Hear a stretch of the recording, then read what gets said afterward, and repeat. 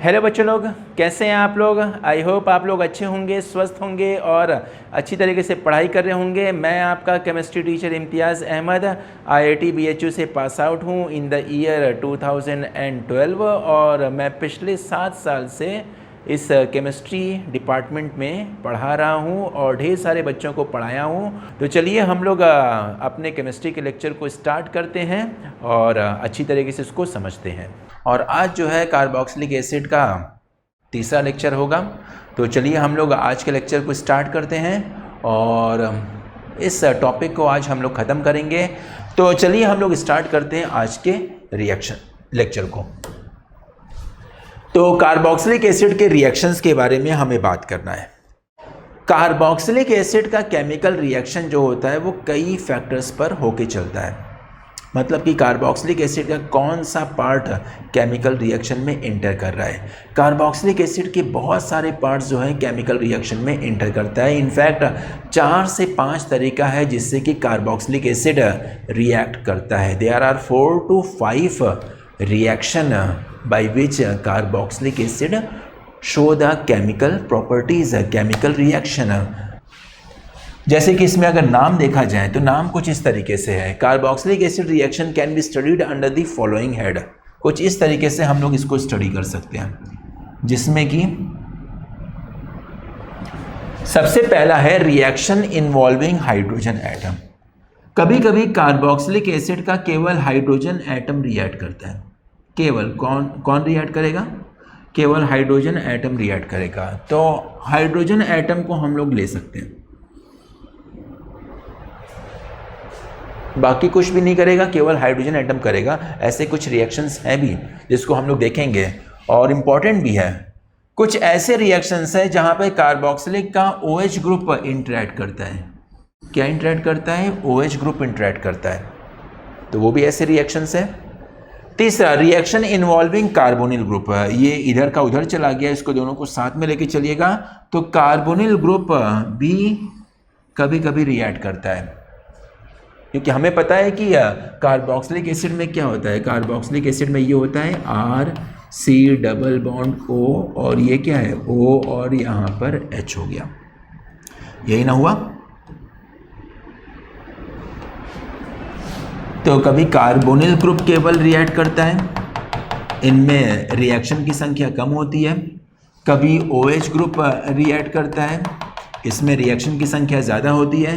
कभी केवल hydrogen atom ही react करता है, ये भी कुछ special type of chemical reaction है। और रिएक्शन इन्वॉल्विंग एल्किल ग्रुप, कभी कभी एल्किल ग्रुप केवल पार्ट लेता है केमिकल प्रॉपर्टीज़ में, केमिकल रिएक्शन में। तो R ग्रुप भी कभी कभी रिएक्शन शो करता है। और कुछ केसेस में रिएक्शन जो होता है पूरा का पूरा कार्बोक्सिलिक ग्रुप ही शो करने लगता है, पूरा का पूरा कार्बोक्सिलिक ग्रुप शो करेगा। ऐसे भी रिएक्शन है। तो मतलब कि कार्बोक्सिलिक एसिड का कोई भी पार्ट रिएक्शन में एंटर कर सकता है। हाइड्रोजन भी,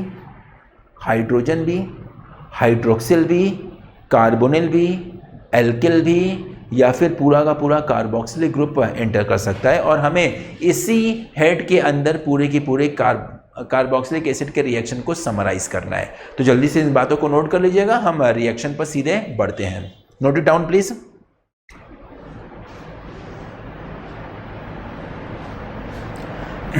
जल्दी आज इसको पढ़ाने के लिए कुछ ज़्यादा ही है, तो हम लोग उम्मीद करते हैं कि आज का लेक्चर हमारा ख़त्म हो जाएगा। पर फिर भी आपको एक नहीं होता है तो आपको एक ग्लिम्स दे देंगे, वो आप अपने से भी पढ़ सकते हो, पर मेजर पोर्शन जो है वो हो जाएगा।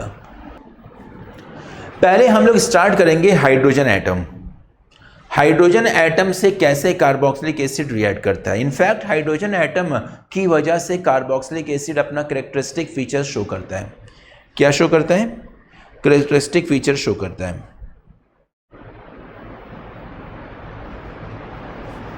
और इसी को हम लोग बोलते हैं test for carboxylic acid. Test for carboxylic acid, जैसे कि हेडिंग डालिएगा reaction involving proton H+ ion. Reaction involving proton, तो H+ आयन रिएक्शन को शो करता है। इसमें देखिए रिएक्शन है क्या, इसमें दो रिएक्शन है, इनफैक्ट 4 रिएक्शन है। पहले हम इन दोनों रिएक्शन को देखते हैं। सबसे पहला है reaction with active metal.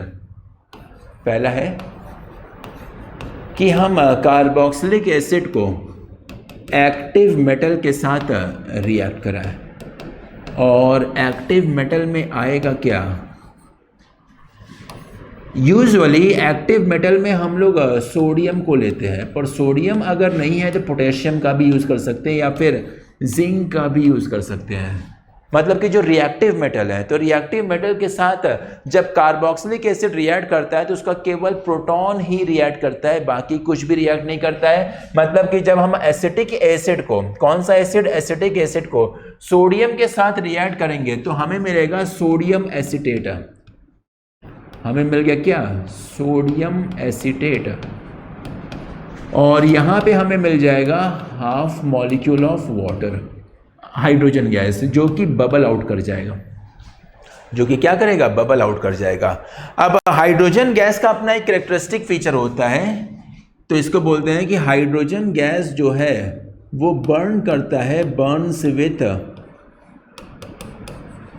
Pop sound. कैसे बर्न करता है, burns with pop sound. That is the characteristic feature of carboxylic acid, that also be called as a test for carboxylic acid. ये कार्बोक्सिलिक एसिड के test में चला जाता है। जैसे कि हमारे पास एक सैंपल दिया गया है, बोला गया कि आपको इस सैंपल को देख के बताना है कि क्या ये कार्बोक्सिलिक एसिड हो सकता है कि नहीं हो सकता है। तो हम लोग क्या करते हैं कि सैंपल लेते हैं और उस सैंपल में बस हम लोग क्या करेंगे, सोडियम मेटल डाल देंगे, थोड़ा सा सोडियम मेटल का टुकड़ा डाल देंगे। जैसे ही सोडियम मेटल का हमने टुकड़ा डाला, अगर वहाँ पर बबल निकलना स्टार्ट हो जाता है तो हम लोग चेक करते हैं कि बबल क्या पॉप साउंड क्रिएट करता है, तो हम लोग उसके ऊपर मैच स्टिक ले आते हैं जलाकर। जैसे ही ऊपर मैच स्टिक जला के ले आते हैं तो हाइड्रोजन गैस जो है वो पॉप साउंड के साथ जलने लगता है, और जैसे ही पॉप साउंड निकलता है तो हमें पता चल जाता है कि जो गैस है वो हाइड्रोजन गैस है। और हाइड्रोजन गैस किससे निकल सकता है, कार्बोक्सिलिक एसिड से निकल सकता है। तो हम लोग यहाँ पे बोल सकते हैं कि हो सकता है कि जो हमें कंपाउंड दिया गया है वो कार्बोक्सिलिक एसिड हो सकता है। तो that is the characteristic feature of carboxylic acid, characteristic feature of carboxylic acid. This reaction can be used to test the presence of carboxylic acid. ठीक है, this reaction can be used to test the presence of carboxylic acid. उसी तरीके से ये पहला reaction हो गया, ये दूसरा रिएक्शन हो गया। हम लोग इसका भी इस्तेमाल कर सकते हैं, CH3COOH NaOH। CH3COOH किसकी तरह काम करता है, एसिड की तरह काम करता है। NaOH किसकी तरह काम करता है, बेस की तरह काम करता है। और हमें पता है कि एसिड और बेस जब आपस में रिएक्ट करता है तो क्या बनता है, सॉल्ट का फॉर्मेशन होता है। तो यहाँ पे सॉल्ट का फॉर्मेशन हो जाएगा और वाटर मॉलिक्यूल भी बनेगा, और इसको हम लोग क्या बोलते हैं, न्यूट्रलाइजेशन रिएक्शन। ये तो बहुत ही हलवा टाइप का रिएक्शन है, एकदम हलवा टाइप का रिएक्शन है। बच्चा बच्चा जानता है कि क्या होता है। एसिडिक नेचर है तो बेस के साथ सॉल्ट का फॉर्मेशन करेगा, और इसको हम लोग बोलते हैं neutralization reaction, an exothermic reaction. जल्दी से नोट करिएगा, ज़्यादा इस पर हम चर्चा नहीं करेंगे। जो एक पहला है वो test for the presence of carboxylic group है, उसको याद करिएगा।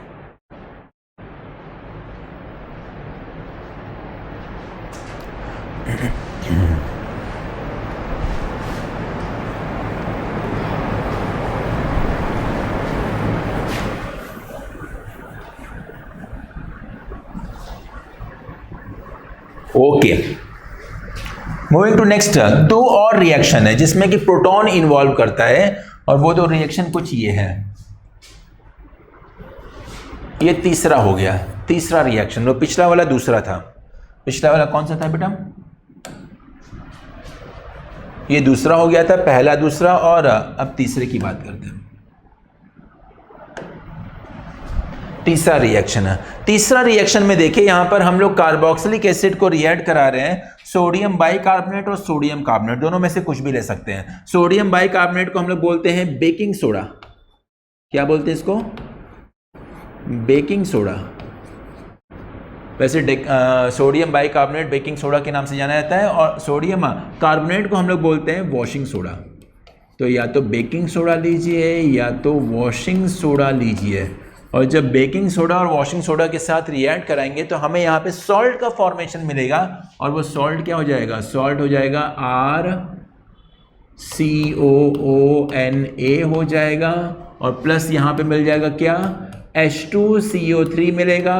कार्बोनिक एसिड जो होता है वो अनस्टेबल होता है, तो ये क्या करेगा, H2O और CO2 में डिकम्पोज कर जाएगा और कार्बन डाइऑक्साइड बाहर निकलेगा विथ एफरवेसेंस। कार्बन डाइऑक्साइड कैसे निकलेगा, एफरवेसेंस। और कार्बन डाइऑक्साइड गैस की तो आपको एक प्रॉपर्टी तो पता ही है कि ये क्या करता है, टर्न्स लाइम वाटर मिल्की। ये टर्न्स लाइम वाटर क्या करेगा, मिल्की, मिल्की में कन्वर्ट करेगा। That is the test for carbon dioxide. तो इसी की वजह से हम लोग यहां पे बोल देते हैं कि this is the laboratory test for carboxylic group. Carboxylic group का लेबोरेटरी टेस्ट के नाम से भी जाना जाता है। और ये तो बेसिक सी बात है, ये जो है आप क्लास 10th में पढ़ ही चुके हैं, बहुत अच्छे से पढ़े हैं, तो यहाँ पर आपको बस रिवाइज करना है। अब देखिए ये जो होता है वो थोड़ा सा कन्फर्मेटरी टेस्ट की तरफ भी जा सकता है। जैसे कि फॉर एग्जांपल हमें कंपाउंड दिया गया है और हमसे पूछा गया है कि जो कंपाउंड है वो कार्बोक्सिलिक एसिड है कि नहीं है, तो हम लोग सबसे पहले क्या करेंगे, सोडियम मेटल का रिएक्शन करा देंगे।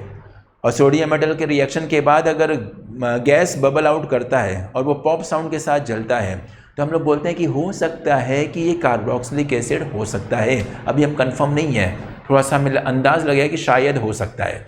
कंफर्म खुद को करने के लिए क्या करेंगे, एक और टेस्ट करेंगे। और एक और टेस्ट कौन सा करेंगे, ये वाला लाइम वाटर। मतलब कि हमें जो सैंपल दिया गया है उसका एक्वा सोल्यूशन बनाएंगे और उसमें हम लोग या तो वॉशिंग सोडा डाल देंगे या तो बेकिंग सोडा डाल देंगे। डालने के बाद वहाँ पर अगर बुलबुला निकलता है, एफरवेसेंस निकलता है, तो तुरंत हम लोग क्या करते हैं कि उसमें जो गैस निकलती है उसको लाइम वाटर में पास करते हैं। अगर लाइम वाटर में पास करने पर लाइम वाटर मिल्की चेंज कर जाता है, तो हम लोग बोलते हैं कि गैस जो है वो CO2 है। और CO2 किससे बन सकता है, वहाँ पर कार्बोक्सिलिक एसिड से बन सकता है, क्योंकि हमने सोडियम कार्बोनेट, सोडियम बाइकार्बोनेट का इस्तेमाल किया। तो इस वजह से ये कंफर्म कर देता है कि वाकई में हमारे पास जो कंपाउंड दिया गया है वो क्या है बेटा, कार्बोक्सिलिक एसिड है। तो ये तीसरा रिएक्शन हो जाएगा। चौथा है ग्रिग्नर्ड रीजन के साथ रिएक्शन। बिल्कुल, कार्बोक्सिलिक एसिड ग्रिग्नर्ड रीजन के साथ रिएक्ट करके केवल हाइड्रोजन एटम से रिएक्ट करता है और इस केस में एल्केन का फॉर्मेशन करता है, या एल्कीन एल्काइन हाइड्रोकार्बन का फॉर्मेशन करता है। This reaction is used for the preparation of hydrocarbon. जैसे कि यहाँ पे देखिएगा, जो RCOO है वो MgBr के साथ जुड़ेगा और जो यहाँ पे H है वो एल्किल ग्रुप के साथ जुड़ेगा। किसके साथ जुड़ेगा, एल्किल ग्रुप के साथ जुड़ेगा। तो यहाँ पे हमें मिल जाएगा CH3 और यहाँ पे हमें क्या मिल जाएगा, RCOO और ये हो गया MgBr, RCOO MgBr। So this can be used for the preparation of alkane। और ये रिएक्शन जो है आपने हाइड्रोकार्बन चैप्टर में पढ़ा होगा। तो देख रहे हैं हाइड्रोकार्बन चैप्टर का कुछ रिएक्शंस यहाँ पे आ गया। ये नया था, ये वैसे तो बच्चों को तो पता ही रहता है 10th क्लास में, पर ये रिपीटेड है। अब यही होता है ब्यूटी ऑफ ऑर्गेनिक केमिस्ट्री। जैसे कि जब हम लोग हाइड्रोकार्बन चैप्टर पढ़ते हैं तो वहाँ पे ढेर सारे रिएक्शंस हमें पढ़ना पड़ता है, क्योंकि सारे रिएक्शन हमारे लिए नए रहते हैं। पर जब हम लोग उसके अगले चैप्टर में जाते हैं, हेलो एल्केन हेलो एरीन, तो कुछ रिएक्शंस कॉमन हो जाते हैं हाइड्रोकार्बन से। जब हम लोग और आगे जाते हैं, अल्कोहल फिनॉल ईथर, कुछ और रिएक्शंस कॉमन हो जाते हैं हेलो एल्केन हेलो एरीन से और हाइड्रोकार्बन से। जब हम लोग और अगले चैप्टर में जाते हैं, aldehyde ketone and carboxylic acid, तो यहाँ पे कॉमन रिएक्शन की संख्या और ज़्यादा बढ़ जाती है। हमें लगता है कि ज़्यादातर रिएक्शन तो हमने पढ़ लिया है। और जब एकदम अंतिम चैप्टर में जाते हैं, नाइट्रोजन कंटेनिंग फंक्शनल ग्रुप, वहाँ पे तो कॉमन रिएक्शन की संख्या मैक्सिमम हो जाती है। हमें 100% में से केवल 20% ही रिएक्शन नहीं मिलते हैं, बाकी 80% रिएक्शन कहीं ना कहीं, कभी ना कभी, किसी ना किसी चैप्टर में अपीयर हो चुका होता है, जैसे कि ये। तो नोट इट डाउन प्लीज। समझ में आ गया होगा, कोई बड़ी बात नहीं है, बस आप लोग मेमोराइज करते रहिए कि यहाँ पर हो क्या रहा है, कैसे हो रहा है।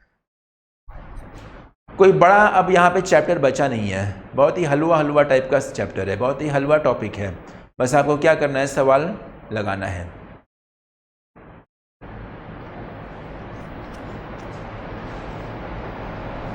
नोट कर लिया होगा।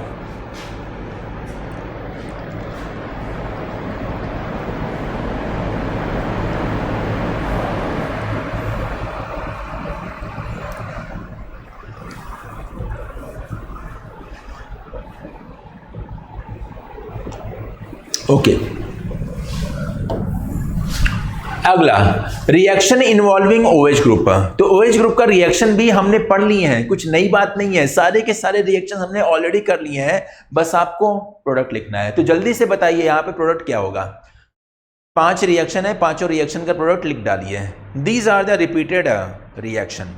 आपको 3 मिनट का समय देते हैं, 3 मिनट के समय में जल्दी से इसका प्रोडक्ट लिखिएगा, जल्दी से प्रोडक्ट लिखिएगा। And your time starts now.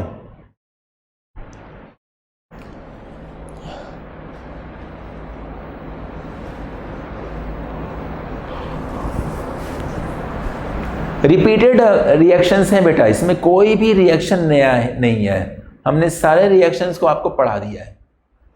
आपको बताना है कि यहाँ पर क्या बनेगा, और खास बात यह है कि यहाँ पर OH ग्रुप रिएक्ट करता है कार्बोक्सिलिक एसिड का।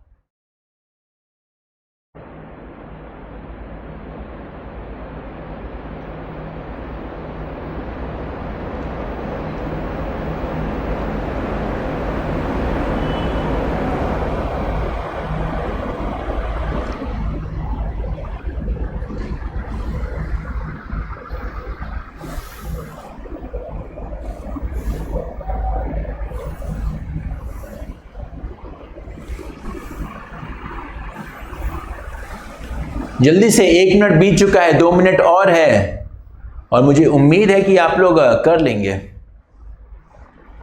बहुत ही आसान सा ये सारे सवाल हैं।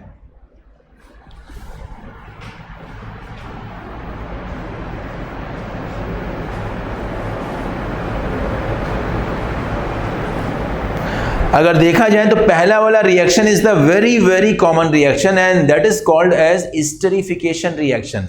पहला और कुछ नहीं है, एस्टरिफिकेशन है। कार्बोक्सिलिक एसिड है और अल्कोहल है, एसिडिक मीडियम हम लोग लेते हैं तो एस्टर का फॉर्मेशन होता है। तो first one is the esterification. Second one की बात करते हैं, that is the reaction of preparation of, या फिर हम सेकंड, थर्ड, फोर्थ, फिफ्थ या पहले से लेके 5वें तक सारे रिएक्शन को देखा जाए, these reactions are the preparation of acid derivative. यहाँ पे सारे के सारे एसिड डेरिवेटिव का फॉर्मेशन होता है, सब पहले से लेके 5वें तक हर जगह एसिड डेरिवेटिव का फॉर्मेशन होता है। पहले में ईस्टर बनता है, दूसरे और तीसरे में एसिड हैलाइड बनता है, चौथे में एसिड एनाइड्राइड बनता है और 5वें में एसिड अमाइड बनता है।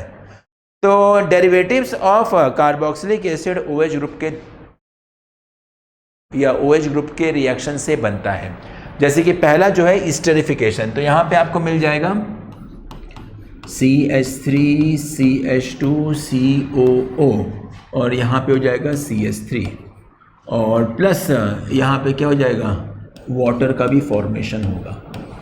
तो that is the Easter.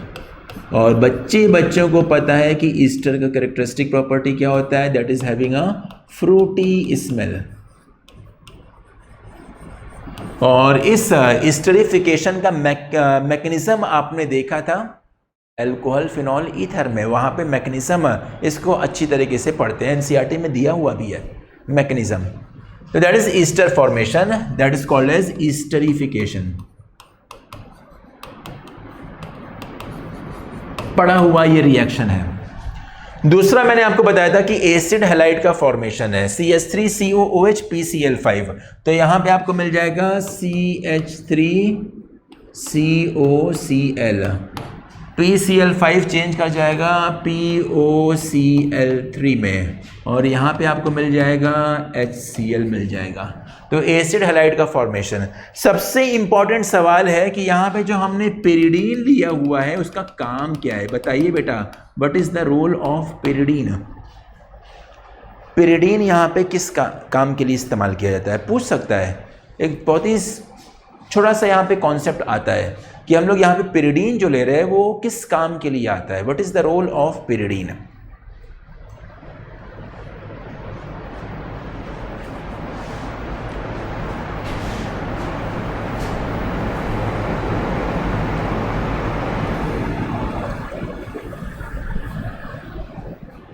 What is the role of pyridine, pyridine का काम क्या है। अगर देखा जाए तो ये जो रिएक्शन है वो रिवर्सिबल रिएक्शन है, मतलब कि जो प्रोडक्ट बनता है वो प्रोडक्ट के पास क्षमता है कि वो फिर से रिएक्टेंट में कन्वर्ट कर जाएगा, क्योंकि HCl जो है फिर से यहाँ पे रिएक्ट कर सकता है, HCl फिर से एसिड हैलाइड में रिएक्ट कर सकता है।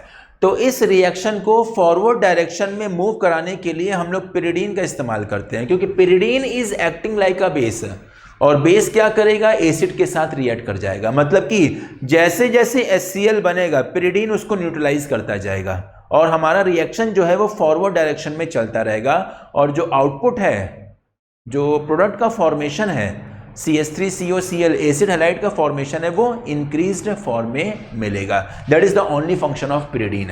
यहाँ पे देखिए RCOOH है और हमने लिया है SOCl2, थायोनिल क्लोराइड हमने लिया है। तो थायोनिल क्लोराइड भी हैलोजिनेशन में काम करता है और ये हमें देगा RCOCl, और प्लस यहाँ पे क्या बन जाएगा, प्लस यहाँ पे बन जाएगा SO2 plus HCl, SO2 plus HCl।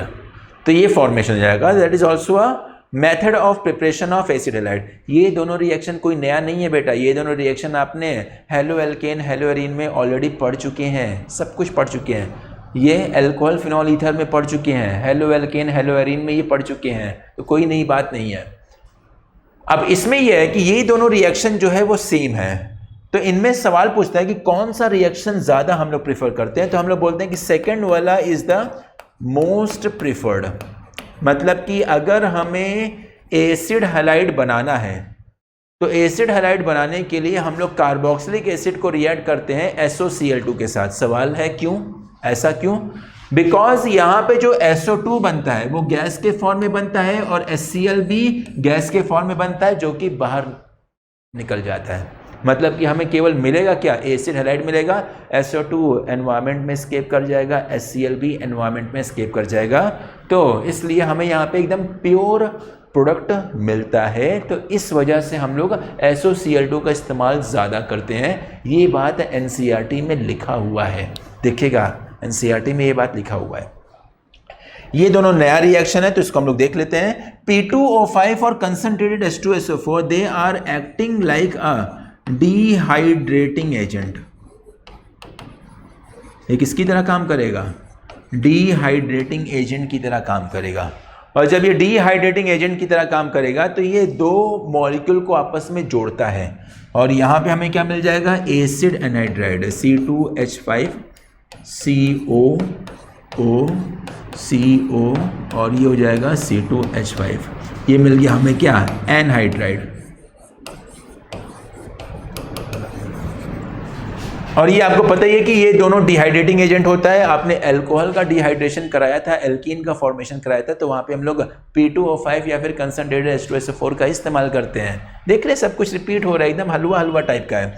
यहाँ पे देखिए कार्बोक्सिलिक एसिड को जब अमोनिया के साथ हीट करते हैं तो सबसे पहले यहाँ पे सॉल्ट का फॉर्मेशन होता है, क्योंकि यहाँ पर एसिड है और यहाँ पर क्या है, बेस है। हमें पता है कि एसिड को बेस पसंद है, बेस को एसिड पसंद है, दोनों आपस में रिएक्ट करके क्या बनाएगा बेटा, सॉल्ट बनाएगा। तो यहाँ पे सॉल्ट का फॉर्मेशन हो गया, हमने सॉल्ट लिख दिया, सॉरी R तो है ही नहीं, CH3COO माइनस और यहाँ पर NH4 प्लस।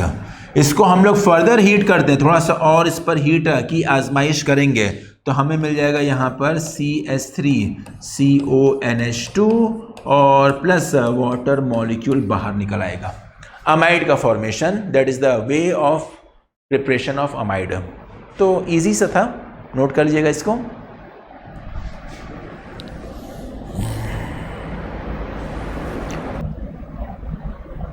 ओके तो कुछ और रिएक्शन देखते हैं। OH की कहानी खत्म कर लिया।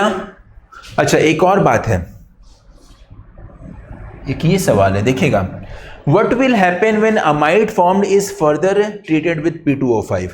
कि हमें जो अमाइड मिल गया उसको अगर हम लोग और भी ज़्यादा P2O5 के साथ ट्रीट करेंगे, मतलब कि उसको डिहाइड्रेट करेंगे तो क्या मिलेगा।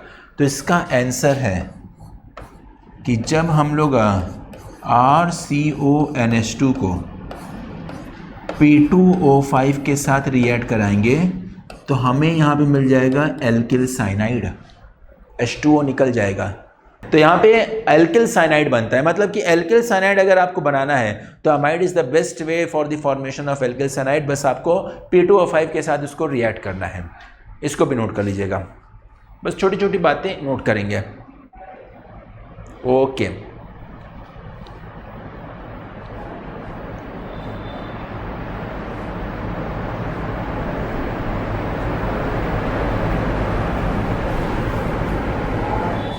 चलिए मूविंग टू नेक्स्ट,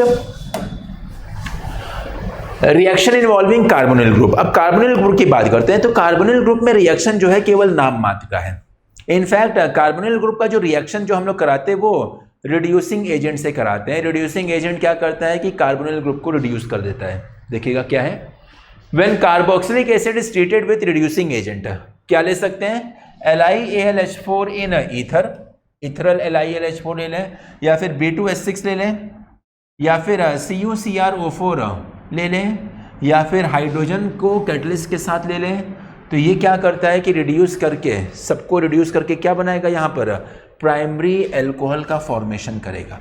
क्या करेगा, 1 डिग्री एल्कोहल का फॉर्मेशन करेगा, जहाँ पे कार्बोनिल ग्रुप किस में चेंज करेगा, CH2 में चेंज कर जाएगा। जैसे कि फॉर एग्जांपल हमने यहाँ पे ये ले लिया, R ले लिया, CH2 ले लिया, यहाँ पे हमने C डबल बॉन्ड O ले लिया और ये OH ले लिया। इसको हम लोग किसके साथ रिएक्ट कराएंगे, रिड्यूसिंग एजेंट के साथ रिएक्ट कराएंगे। नाम मैंने आपको बता दिया है, इनमें से कोई भी रिड्यूसिंग एजेंट आप इस्तेमाल करिएगा तो ये क्या करेगा, कार्बोनिल ग्रुप को CH2 में कन्वर्ट करेगा। रिड्यूसिंग एजेंट है, रिडक्शन करा रहा है। रिडक्शन का मतलब क्या होता है, ऑक्सीजन का रिमूवल, और रिडक्शन का मतलब क्या होता है, हाइड्रोजन का एडिशन। तो ऑक्सीजन को रिमूव करके हाइड्रोजन ऐड करेंगे, तो जब यहाँ पे ऐड करेंगे तो हमें क्या मिल जाएगा, RCH2 और ये OH। तो ये 1 डिग्री एल्कोहल का फॉर्मेशन करेगा। बस यही रिएक्शन है इसमें, 1 डिग्री एल्कोहल का फॉर्मेशन करेगा reducing agent. Strong reducing agent हमने ले लिया।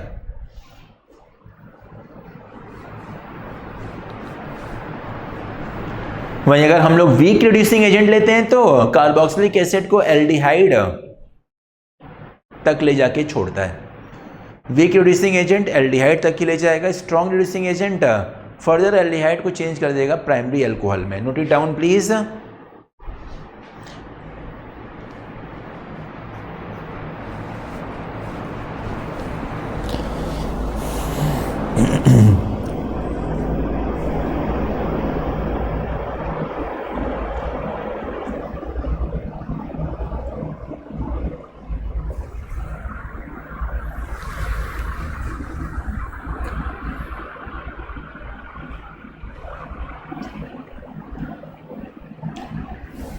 इजी रिएक्शन है। इनफैक्ट ये सब रिएक्शन तो आपने पहले भी पढ़ लिया है।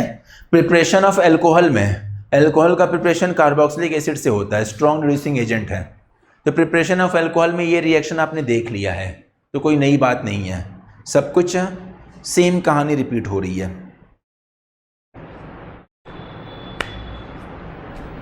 तो यही एक खास बात आता है ऑर्गेनिक केमिस्ट्री में, मैंने आपको बताया था। ये खास बात यही है कि बच्चों को लगता है कि ढेर सारा चैप्टर है, पर हम लोग बोलते हैं कि बेटा वो ढेर सारा चैप्टर नहीं, उसमें 50% जो है वो कॉमन ही है, उसको तो आपको पढ़ना ही नहीं है, वो ऑलरेडी आप लोग पढ़ चुके होंगे। तो 50% उसमें कॉमन हो जाता है, क्योंकि किसी का प्रिपरेशन जो है किसी का केमिकल प्रॉपर्टी बन जाता है, या किसी का केमिकल प्रॉपर्टी जो है किसी का प्रिपरेशन बन जाता है। तो 50% सेम हो जाता है, तो कोई बड़ी बात नहीं है। Moving to next, reaction involving alkyl group. Alkyl group का रिएक्शन होता है, और जब एल्किल ग्रुप का रिएक्शन होता है तो यहाँ पे कुछ हमें फेमस रिएक्शन दिखता है जो कि एग्जामिनेशन में पूछा भी गया है। जैसे कि देखते हैं कि रिएक्शन क्या है। सबसे पहला है हेल-वोल्हार्ड-ज़ेलिंस्की रिएक्शन, पूछा हुआ सवाल है, HVZ रिएक्शन। हेल-वोल्हार्ड-ज़ेलिंस्की रिएक्शन में कार्बोक्सिलिक एसिड का केवल एल्किल ग्रुप रिएक्ट करता है, और एल्किल ग्रुप में कौन सा कार्बन है, अल्फा कार्बन, और अल्फा कार्बन में कौन, alpha hydrogen. It is the halogenation of alpha hydrogen of carboxylic acid in the presence of red phosphorus and halogen. Halogen में Cl2 ले लीजिए या फिर Br2 ले लीजिए। F2 क्यों नहीं लेते हैं, क्योंकि बहुत ही वो वॉलेंट रिएक्शन होता है। और I2 क्यों नहीं लेते हैं, क्योंकि वो बहुत ही स्लो रिएक्शन होता है, रिवर्सिबल हो जाता है। तो I2 के साथ रिएक्शन अवॉइड करते हैं, F2 के साथ भी रिएक्शन अवॉइड करते हैं, तो हमारे लिए बच क्या गया, केवल Cl2 बच गया और Br2 बच गया। तो HVZ में कार्बोक्सिलिक एसिड के अल्फा हाइड्रोजन को हम लोग हैलोजन के साथ रिप्लेस करते हैं। This is the reaction. ये तो केवल हमने एक ही, यहां पे देखिए अल्फा हाइड्रोजन की संख्या कितनी है, यहाँ पे अल्फा हाइड्रोजन की संख्या 2 है, तो अगर हम चाहें तो दोनों की दोनों अल्फा हाइड्रोजन को रिप्लेस कर सकते हैं। फर्दर जब हम इसको ट्रीट करेंगे किससे बेटा, रेड फॉस्फोरस प्लस Cl2 और वाटर के साथ हाइड्रोलिसिस भी करना होता है, तो अल्टीमेटली हमें यहाँ पे क्या मिल जाएगा, हमें मिल जाएगा CH3C। अब यहाँ पे दोनों हेलोजन आ जाएगा और ये हो जाएगा COOH। इसी को बोलते हैं Helmholtz-Zelinsky reaction, SVZ reaction. Mechanism की तरफ मत जाइएगा, मैकेनिज्म इंपॉर्टेंट नहीं है, केवल रिएक्शन याद करिए, आसान सा है, हलवा सा रिएक्शन है।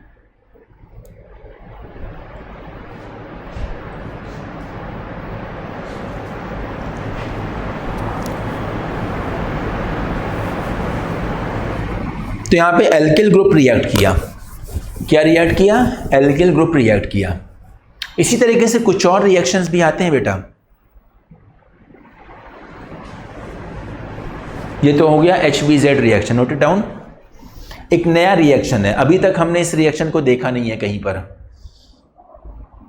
एक नया रिएक्शन है, कार्बोक्सिलिक एसिड का हैलोजिनेशन एट अल्फा हाइड्रोजन।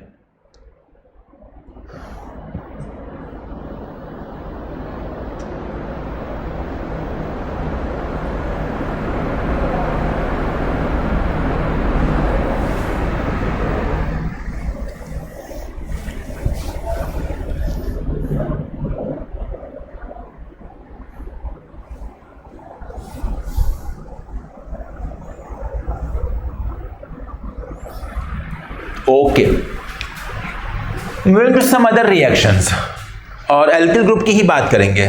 तो इसमें एक और रिएक्शन होता है that is called as oxidation reaction.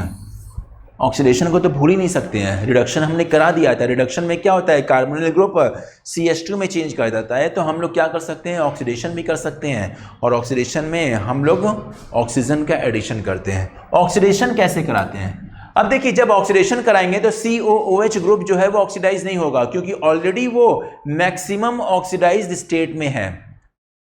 तो हम लोग क्या कर सकते हैं, इसको और भी ज़्यादा ऑक्सीडाइज करने की कोशिश करेंगे तो यहाँ पर बड़ा ब्लंडर का टाइप का चीज़ होने लगता है।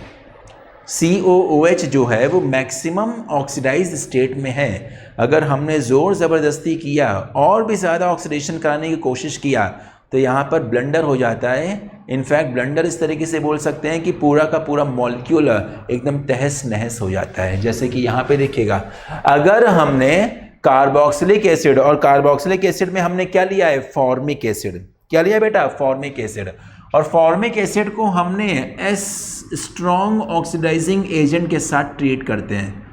तो स्ट्रॉन्ग ऑक्सीडाइजिंग एजेंट जो है पूरे मॉलिक्यूल को ही तोड़ फोड़ देता है, एकदम ख़त्म कर देता है, बोलता है कि तुम्हारे अस्तित्व का नामो निशान हम मिटा देंगे, और मिटा के किस में चेंज कर जाता है, CO2 और H2O में कन्वर्ट हो जाता है।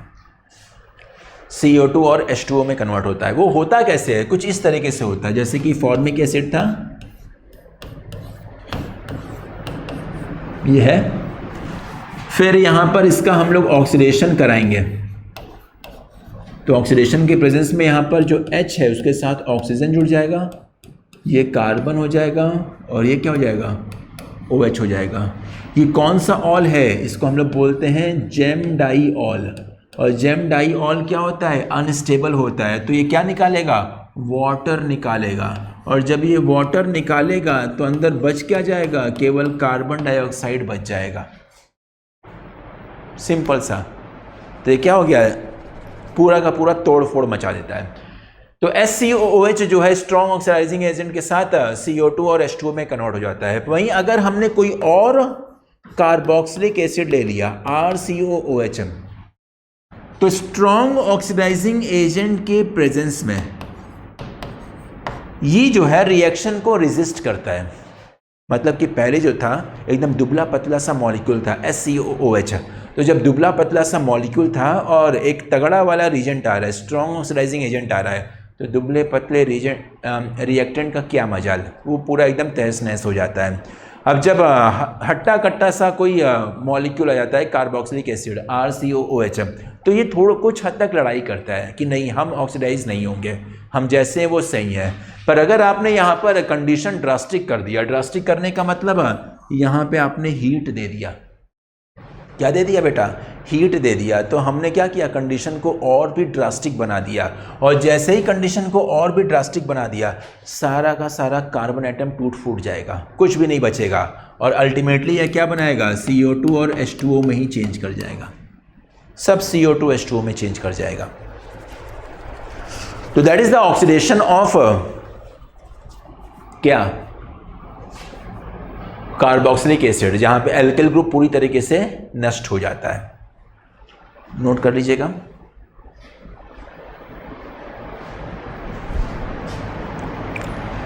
पर वहीं पर अगर हम लोग स्ट्रॉन्ग ऑक्सीडाइजिंग एजेंट की बजाय हम लोग वीक ऑक्सीडाइजिंग एजेंट का इस्तेमाल करते हैं, तो वहां पे कुछ हद तक मॉलिक्यूल बच जाता है, पर ऑक्सीडेशन कुछ हद तक होता भी है। जैसे कि वीक ऑक्सीडाइजिंग एजेंट में 2 रिएक्शन आता है। पहला है ये oxidation in the presence of H2O2। अगर हमने H2O2 का यूज कर लिया और कार्बोक्सिलिक एसिड में H2O2 का यूज करके ऑक्सीडेशन कराया, तो यहां पे हमें मिलेगा ये बीटा है, बीटा हाइड्रोक्सी कार्बोक्सिलिक एसिड। वहीं अगर हमने KMnO4 ले लिया, ये KMnO4 जो है वो कोल्ड कंडीशन में है, ठंडा है, ज़्यादा इसको तगड़ा नहीं बनाएंगे, कोल्ड कंडीशन में हमने KMnO4 ले लिया, तो इस केस में हमें मिल जाएगा अल्फा हाइड्रोक्सी कार्बोक्सिलिक एसिड। तो H2O2 बीटा हाइड्रोक्सी देगा और KMnO4 in cold condition alpha hydroxy देगा। तो यही दोनों का फर्क हो जाता है। तो बीटा कार्बन पर OH ग्रुप जोड़ देगा और ये अल्फा कार्बन पर OH ग्रुप जोड़ देगा। तो ये वीक ऑक्सीडाइजिंग एजेंट का ये काम हो जाता है। COOH तो ऑलरेडी अपना ऑक्सीडाइज फॉर्म में था, तो वहां पे कोई फर्क नहीं होगा। Note it down please.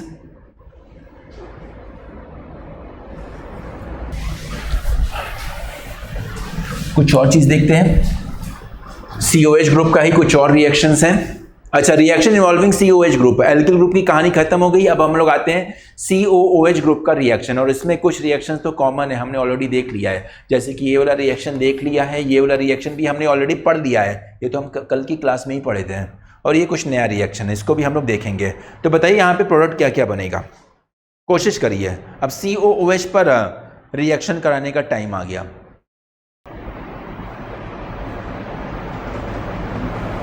पहले वाले में देखिएगा, हम लोग कार्बोक्सिलिक एसिड ले रहे हैं और NaOH और कैल्शियम ऑक्साइड के साथ रिएक्ट करा रहे हैं। This reaction is called as decarboxylation reaction.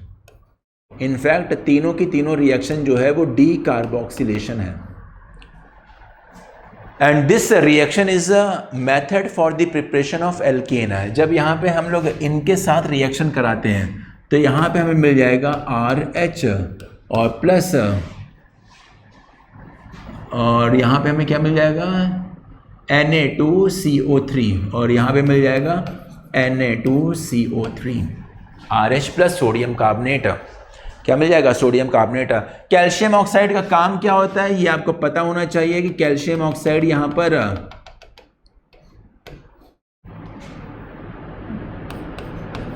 Keeps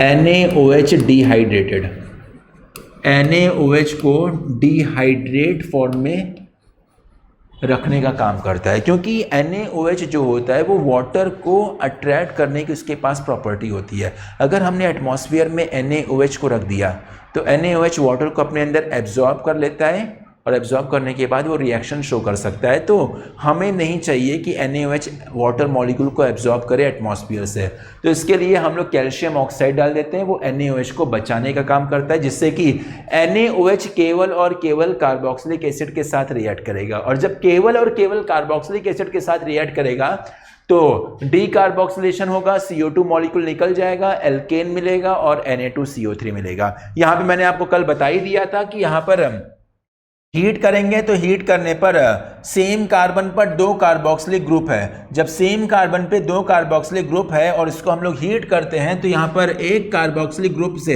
CO2 निकल जाता है, तो हमें मिलेगा CH3COOH। क्या मिल जाएगा? CH3COOH। This is called as alpha keto carboxylic acid.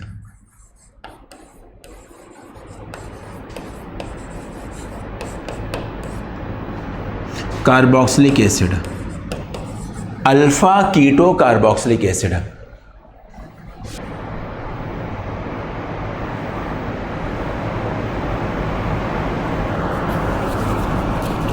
Alpha keto carboxylic acid, जब हम एसिडिक मीडियम में इसको हीट करते हैं तो यहां पे क्या होता है कि कीटो ग्रुप हट जाता है, और जब कीटो ग्रुप हट जाता है तो यहां पे हमें मिल जाएगा CH3 और क्या मिलेगा? COOH। You will give a CH3COOH। तो alpha keto carboxylic acid heating in the presence of acidic medium will result in removal of ketone. ये आपको याद करना पड़ेगा, रिमूवल ऑफ कीटोन, कीटोन को रिमूव कर देता है। Also called as decarboxylation reaction.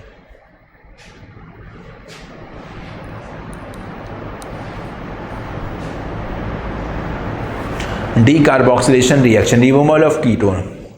दो तरह का कीटो एसिड आता है और सवाल पूछा भी गया है। एक आता है अल्फा कीटो कार्बोक्सिलिक एसिड और दूसरा आता है बीटा कीटो कार्बोक्सिलिक एसिड। तो अल्फा कीटो कार्बोक्सिलिक एसिड से कीटोन ग्रुप हटता है, और इन केस अगर नोट कर लिया होगा,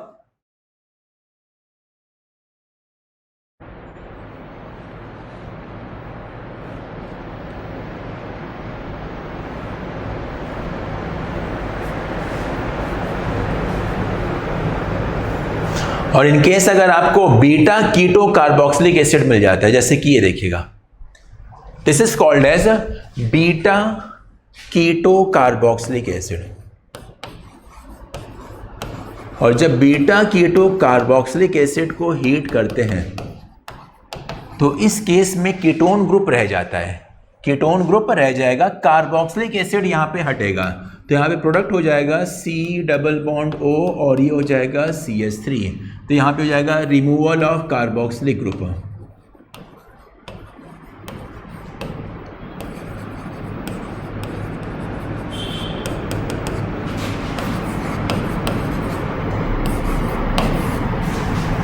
अल्फा कीटो से कीटोन हटेगा, बीटा कीटो से कार्बोक्सिलिक ग्रुप हटेगा। मेलोनिक एसिड, ओके बढ़िया, मेलोनिक एसिड उसका नाम था। जैसे कि यहाँ पे देखिए, यहाँ पे भी क्या है, बीटा कीटो कार्बोक्सिलिक एसिड है, ये ग्रुप हो गया, ये अल्फा कार्बन, ये बीटा कार्बन। तो बीटा कीटो कार्बोक्सिलिक एसिड है, इसको हम लोग हीट कर रहे हैं, हीट करेंगे तो यहाँ पे हमें केवल साइक्लोहेक्सेनोन मिल जाएगा, कार्बोक्सिलिक ग्रुप हट जाएगा। तो पूरा का पूरा कार्बोक्सिलिक ग्रुप यहाँ पे रिएक्ट कर गया। पायरुविक एसिड,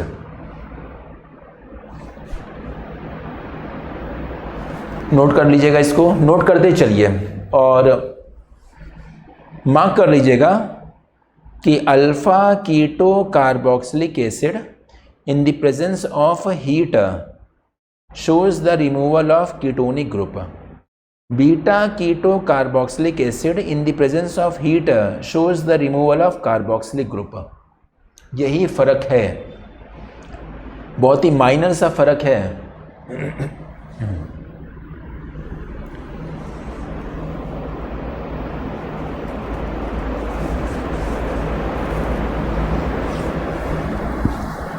नीचे देखिएगा RCH2COOH है, RCH2COOH है, और इसको हमने रेड फॉस्फोरस और HI के साथ रिएक्ट कराया। जब भी कोई कार्बोक्सिलिक एसिड को रेड फॉस्फोरस और HI के साथ रिएक्ट कराते हैं तो कार्बोक्सिलिक एसिड का कंप्लीट रिडक्शन हो जाता है। कंप्लीट रिडक्शन, कंप्लीट रिडक्शन का मतलब अल्कोहल से भी नीचे चला जाता है। कार्बोक्सिलिक एसिड एल्डिहाइड में जाएगा, एल्डिहाइड अल्कोहल में जाएगा और अल्टीमेटली अल्कोहल एल्केन में चला जाएगा। एकदम पूरी तरीके से ऑक्सीजन सफाचट हो जाता है। तो इस केस में आपको क्या मिल जाएगा, यहाँ पे आपको मिलेगा RCH2 और ये CH3, that will be related to the formation of alkane.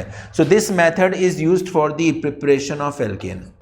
Alkane के प्रिपरेशन के लिए अच्छा तरीका है, या प्रिपरेशन ऑफ हाइड्रोकार्बन। तो देख रहे कार्बोक्सिलिक एसिड का जो इस्तेमाल होता है हाइड्रोकार्बन के प्रिपरेशन में काफ़ी हम लोग यूज़ कर सकते हैं। चाहे आप गिग्नर्ड एजेंट का यूज़ करिए, चाहे आप रिड्यूसिंग एजेंट का यूज़ करिए, चाहे आप HI रेड फॉस्फोरस का इस्तेमाल करिए, और भी बहुत तरीका है। अभी और भी हम तरीका देखेंगे।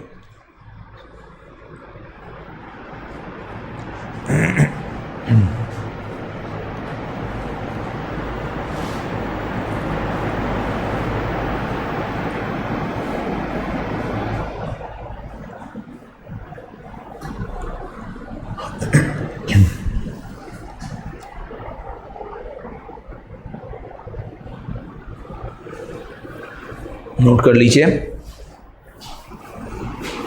कुछ रिएक्शंस आपको याद करना है, देख लीजिएगा। ना तो उसमें मैकेनिज्म के बारे में जानना है, ना तो कुछ और उसमें जानना है, बस आप रिएक्शन को नोट कर लीजिएगा और उसको रट लीजिएगा। नेम रिएक्शन है, जैसे कि ये हो गया। अच्छा, कोलबेज इलेक्ट्रोलिसिस भी है, ये भी हमने रिएक्शन देख लिया था, किसमें, हाइड्रोकार्बन में, कि कोलबेज इलेक्ट्रोलिसिस से हम लोग कार्बोक्सिलिक एसिड को एल्केन में चेंज कर सकते हैं, हाइड्रोकार्बन में चेंज कर सकते हैं। और हमें चाहिए क्या, sodium salt of carboxylic acid.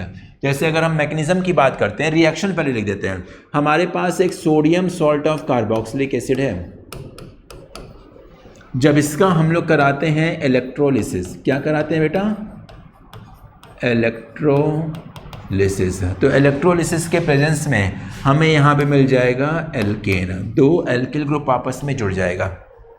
Mechanism क्या होता है, मैकेनिज्म कुछ ऐसे दिखेगा। सबसे पहले हम लोग लेते हैं क्या, sodium salt of carboxylic acid का एक्वस सॉल्यूशन। एक्वस सॉल्यूशन लेने का मतलब यह है कि सॉल्ट जो है वो डिसोसिएट कर जाएगा, और डिसोसिएट करके कार्बोक्सिलेट आयन बनाएगा और सोडियम आयन बनाएगा।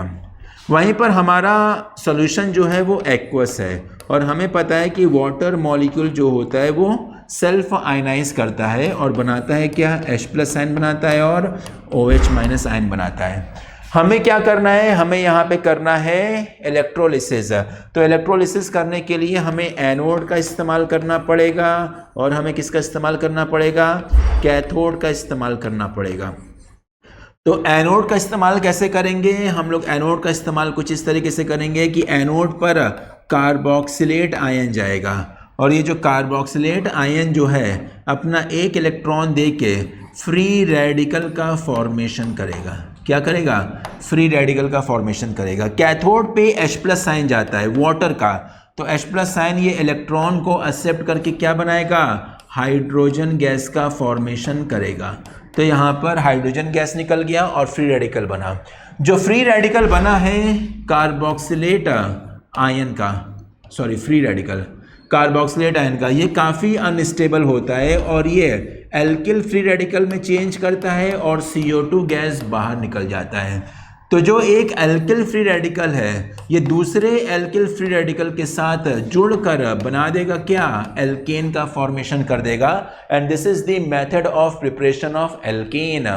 पढ़ाया है, रिपीट कर दिया हमने, रिवाइज हो गया, अब भूलने का कोई गुंजाइश नहीं बचा है। तो हाइड्रोकार्बन बनाने का एक तरीका है, पूरा का पूरा डीकार्बोक्सिलेशन रिएक्शन कर दिया। तो डीकार्बोक्सिलेशन रिएक्शन काफी रिएक्शन हो गया। चलिए नोट कर लिया होगा। मूविंग टू नेक्स्ट, जो मैं बोल रहा था कि कुछ रिएक्शंस आपको याद करना है वो ये है, हुन्स-डिकर रिएक्शन। एक हुन्स-डिकर रिएक्शन है और दूसरा है अर्न-इस्टर्ट रिएक्शन। ये दोनों रिएक्शन देख लीजिएगा। This is also a case of decarboxylation reaction, जहां पर CO2 ग्रुप निकलता है और पहले वाले में एल्किल हैलाइड बनता है और दूसरे वाले में जो है एक असेंडिंग सीरीज है, अच्छा, दोनों रिएक्शन अलग अलग है। ये तो आपका डी कार्बोक्सिलेशन हो गया, और यहाँ पे जो है आपका असेंडिंग सीरीज है। मतलब कि अगर हमें कार्बोक्सिलिक एसिड में कार्बन की संख्या बढ़ाना है, कार्बोक्सिलिक एसिड में कार्बन की संख्या बढ़ाना है, तो हम इस मैकेनिज्म को फॉलो करेंगे। SOCl2 CH2N2 और silver oxide in the presence of water के साथ रिएक्ट कराएंगे, और ये हुन स्टिकर में क्या होता है कि CO2 ग्रुप को हटाकर एल्किल हैलाइड का फॉर्मेशन होता है। तो ये नोट कर लीजिएगा, इसको देख लीजिएगा। यहाँ पे D है, हुन-स्टिकर reaction. When silver salt of carboxylic acid is treated with halogen, then alkyl halide is formed. और अनस्ट्रेट में कार्बोक्सिलिक एसिड में एक्स्ट्रा कार्बन का एडिशन हो जाता है, RCOOH RCH2COH हो गया। This is useful reaction for ascending series. कुछ होमवर्क है वो आप लोग देख लीजिएगा, पर इंपॉर्टेंट है बेटा, होमवर्क है, देख लीजिएगा, इंपॉर्टेंट है, बहुत बहुत इंपॉर्टेंट है, वेरी वेरी इंपॉर्टेंट। अगले स्लाइड पे मूव करते हैं। ये होमवर्क है, इसको देखिएगा। Right the product WXYZ in the following reaction. Maleic acid को ब्रोमीन वाटर के साथ रिएक्ट करेंगे तो X बनेगा, और मैलेइक एसिड को एल्कलीन KMnO4 के साथ रिएक्ट करेंगे तो W बनेगा। फ्यूमरिक एसिड को ब्रोमीन वाटर के साथ रिएक्ट करेंगे तो ये X, ये Z हो गया, Z बनेगा, और फ्यूमरिक एसिड को एल्कलीन KMnO4 के साथ रिएक्ट करेंगे तो Y बनेगा। This is very very important बेटा, इसको लिख ले, वेरी वेरी इंपॉर्टेंट, और इसको एकदम मिस मत करिएगा। बहुत बार ये सवाल पूछा गया है, चाहे हम मेंस की बात करें, चाहे हम PMT की बात करें। अ वेरी वेरी इंपॉर्टेंट सवाल। इस सवाल को आप लोग घर पे बनाइएगा, सोचिएगा कि इसका प्रोडक्ट क्या होगा। अगर हो जाता है तो अच्छी बात है, अगर नहीं होता है तो नेक्स्ट क्लास में जब हमारा नया चैप्टर चलेगा तो आप उसको क्वेश्चन रेज कर दीजिएगा, हम इसको बता देंगे, कोई दिक्कत नहीं है, हम आपको बता देंगे। अभी जो है टाइम ओवर हो रहा है तो हमें क्लास को समाप्त करना है, टाइम की कमी की वजह से इस क्वेश्चन को हम डिस्कस नहीं कर पा रहे हैं, पर अपने एंड पर आप इसको लगाइए, पर इसको अपने से करिएगा। तो एक ये होमवर्क ले लीजिए, एक और होमवर्क आपको दे रहे हैं, कुछ होमवर्क ले लीजिए, उस पर भी वर्कआउट करते रहिए बेटा। बहुत इंपॉर्टेंट है, बहुत बहुत बहुत इंपॉर्टेंट है, ये बहुत इंपॉर्टेंट है बेटा। Maleic acid and fumaric acid are the geometrical isomer, दोनों एक दूसरे के ज्योमेट्रिकल आइसोमर हैं। तो मतलब कि यहाँ पे आइसोमेरिज्म का कॉन्सेप्ट आ जाता है। WXYZ में आइसोमर आपको डिसाइड करना है कि कौन कौन सा आइसोमर बनेगा, ठीक है। एक ये सवाल है, नोट कर लिया। अगला एक ये आपका होमवर्क है, इसको भी कर लीजिएगा। बहुत ही अच्छा सवाल है बेटा। ये देखिए, अल्फा हाइड्रोक्सी कार्बोक्सिलिक एसिड है, बीटा हाइड्रोक्सी कार्बोक्सिलिक एसिड, ये अल्फा हो गया, ये बीटा हो गया, और ये गामा हाइड्रोक्सी कार्बोक्सिलिक एसिड है। तीनों को हम लोग हीट कर रहे हैं तो प्रोडक्ट क्या बनेगा?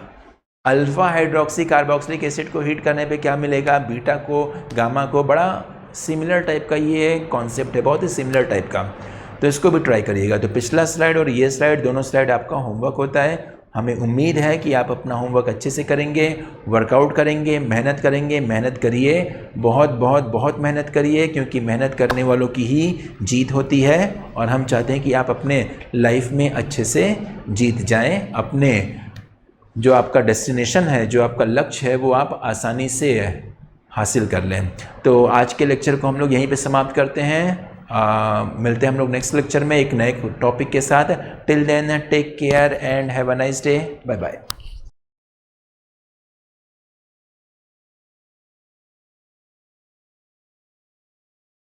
बने रहिए।